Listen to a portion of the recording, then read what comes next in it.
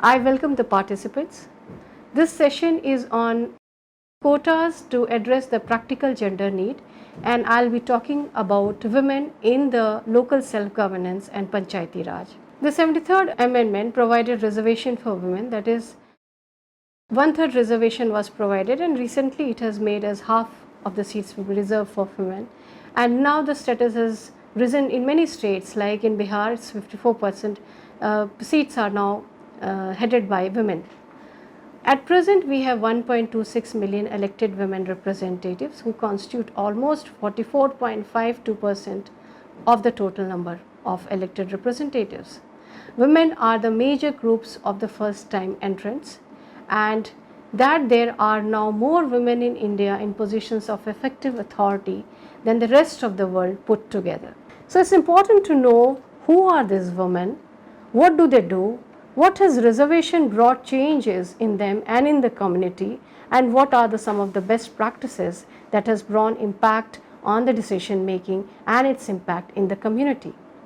Now I'll go back to the constitutional debate when what was the rationality for 30% reservation that was meant to be given to women in the Panchayati Raj system. Firstly, women constitute half of the population and they are involved rather in more than half of the economic life of the rural areas.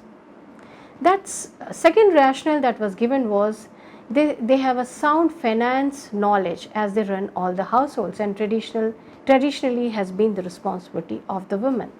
The third rationality that was given was it is the women in India in their roles as grandmothers and mothers who are repository of India's ancient culture and traditions.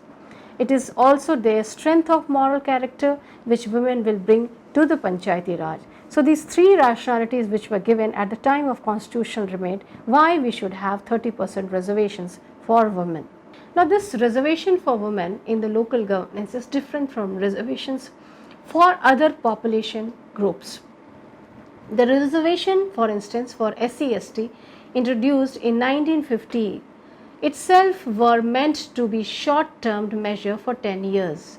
Hence, these had to be constituted by further 10 years period every time by a new amendment to Article 334. The reservation for women have no such time bound period. Further, these also take note of the fact that women is not one category. The reservation for women have, of course, to be by rotation in the seats, and chairperson's positions may be in the form of, and further that they are holding these positions of a great eminence. Now the reservation for women has been gone up to 50%. There are 15 states that have already enhanced them to 50% reservation, that is Andhra Pradesh, Assam, Bihar, Chhattisgarh, Himachal Pradesh, Jharkhand, Kerala, Karnataka, Madhya Pradesh, Maharashtra, Odisha, Rajasthan, Tripura, Uttarakhand, West Bengal as per the source of Ministry of Panchayati Raj. Now if we see the evolution of reservation for women in Panchayati Raj, the state panchayat laws by only included before the 73rd Amendment a token of one or two co-opted nominated members in the panchayat system. This was also recommended by Balwant Ray Mehta Committee study team of the COPP, that is Community on Plan Project, in 1957. These women had to be those who were interested in working among women and children. Then Ashok Mehta Committee also in 1978 reiterated inclusion of only this number except changing the mode of their entry in the system. And the panchayat elections where the women lost but received the highest number of votes were co-opted and they were taken in this position. Thereafter, the political parties and ruling party groups interested in controlling panchayat ensured that in the panchayat elections, whenever and wherever felt, women did not contest, and that was made mandatory.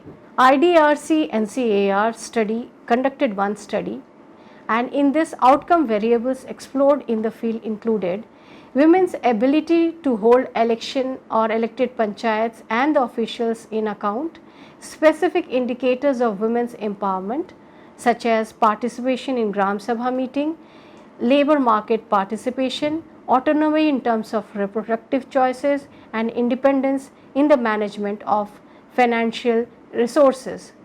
The quality of service provisions does not necessarily improve, as the report says, but the policy has led to an increase in the extent and nature of political participation, the ability to hold leaders and other officials responsible, and their freedom to choose reproductive choices.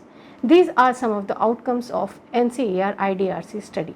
Ministry of Panchayati Raj Comprehensive Study of 2008. This study took 15 states, which noted that almost half of the representatives, that is 45%, were between 36 to 45 years. These representatives are women, while around 2/5 were in the younger age group, that is 21 to 35 age, and only 17% of the elected representatives were above 50 years of age. Meaning by stating that very young population of women entered the Panchayati Raj system by this 73rd Amendment Act, and compared to the Pradhans, the ward members were younger, as at the aggregate level a higher proportion of them, that is 40%, belonged to the 21 to 25 age group than the Pradhans.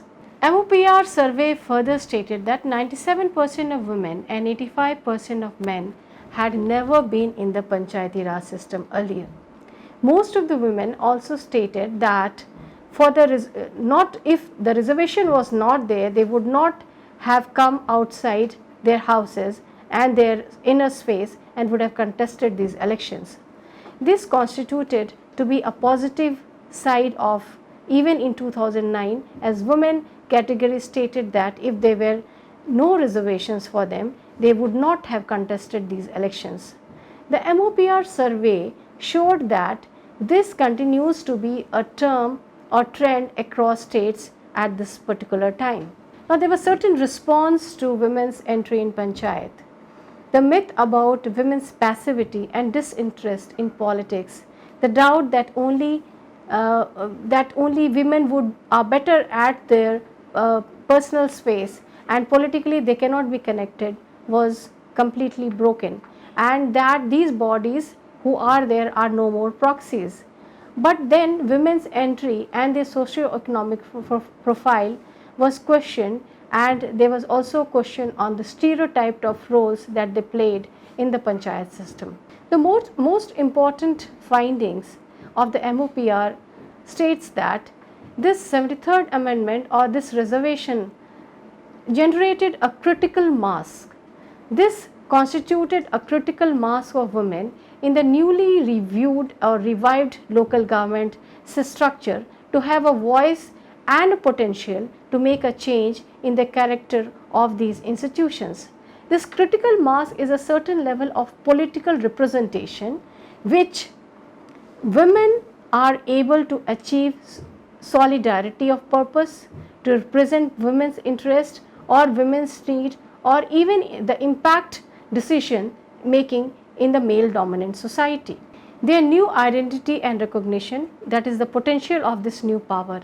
It became almost fashionable, it has now become fashionable to speak that women are proxy, and there is proxism and non-participants in the Panchayat without having to substantiate such observations by any data. Thus, it was said that the female Pradhan can be dismissed as being only a proxy for a husband, sons or powerful relations. A study in Odisha, in Tamil Nadu and Rajasthan observed high level of EWR participation in the meetings. A study in Madhya Pradesh, Rajasthan and UP recorded EWR's participation or perpetuation of their enhanced status in the family, among the neighbors and in the government offices. If we assess the women's participation in the new Panchayati Raj system, there are two contradictory tendencies. The obviously enabled character of this reservation of the constitutional provisions facilitating participation of the women and their inclusion. Then the second constraint that they face is the complete hierarchical system and exclusion both from the social and institutional matters. So, this is however evidence of suggestions that the quotas have enabled women to address their participation and gender needs and interest, even if the articulation and realization of strategic interest is moving at somewhat slower pace. Chattopadhyay and Duflo in 2005, using a data set of 105 gram panchayat in West Bengal, compared the public goods provided in these reserved constituencies for women and in others, and showed that women are interested more in infrastructure directly relevant for rural women's need, and men more in education. Further, women are more likely to participate in political and policy making process if the leader is a woman. Beasley, Pandey and Rao observed that panchayats led by women are now worse or better in their performance than those with male leaders, and women politicization or do not make decisions in line with the needs of the women. Importantly, however, political experiences enhances the performance of women leaders more than it does to men. Ethics and corruption. A study of Karnataka by Nima Kundwa reveals that reservation for women has shown mixed results. It made women move more visible and decreased the level of corruption and increased self-efficiency of women in this reservation. But Vijay Lakshmi at the same time, examining the relationship between corruption and gender in the context of local government in India, concludes that the evidence we examine indicates that gender is not a sufficient factor in explaining levels of corruption. With the increase in reservation to 50% in local bodies, women become a category of political citizens. And before deciding to field women candidates, political parties had to consider their experience in Kudumshri. Kudumshri achieved unprecedented result in such a favorable administrative, political and financial environment. But there is a big difference between representation and participation. It is easier to legislate representation, but it is rather a complex and difficult phenomenon or task to create conditions for participation. Proper representation does not automatically lead to proper participation. It is important that they are in the position to influence a decision making and prepare and implement the schemes for economic development and social justice. It is said that before they contest any election, it is important that to link these women with any self-help group. So linkages of women in panchayat and women in their self-help group and other groups can be powerful instrument and need to be supported in the policy not only at the national level but also at the state and sub-state levels. It was also stated in some of the reports that it is important to organize a Mahila Sabha before Gram Sabha. These organizing a Mahila Sabha meeting before the Gram Sabha meeting should be made a compulsion or compulsory step. Through these meetings, they can present their collective voice on important services and needs which women really find very important for effective social services in their particular village, and also the security environment for women and girls and the accountability of the service providers. There has been numerous success stories that have been documented in various forms, but I would just state some of them. The elected women representatives, after they were elected as sarpanchs or mukhiyas, initiated work on plans of bringing in piped water in the villages. They built schools as against infrastructural development favored by men. Women prioritized developmental needs, the presence of teachers and medical staff in the schools or health centers, and inspecting nutritional values in the centers under the integrated child development scheme.